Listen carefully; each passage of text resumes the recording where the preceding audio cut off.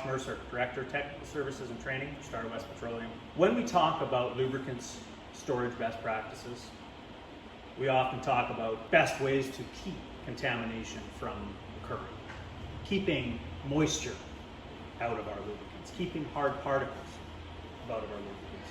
You may often hear this referred to as keep it clean, keep it dry, right? Best practice, real simple.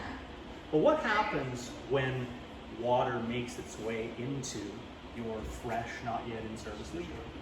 What can we do to identify that? There are some relatively simple ways to visually identify moisture contamination, okay? There's three types of water that you'll find in lubricant. The first is dissolved water, and this is entirely normal.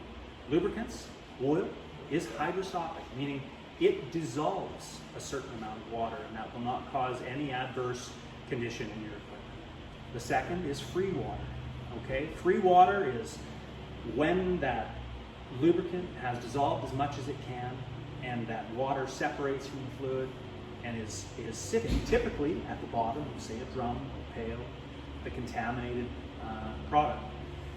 And we can deal with that. We can get that water off the oil. But the third and the most destructive form of water contamination is emulsified water. And again, this is when we have taken that oil past the point that it can dissolve anymore into the formulation. So what do we do? How can we tell? Well, it's pretty simple. You should pour a fresh, clean oil sample into a clear PET sample container where you can see all the way through that oil. And if you've got a good clean oil and you've got a emulsified sample, you are going to be able to tell clearly, because you will not be able to see through the opaque, water contaminated sample.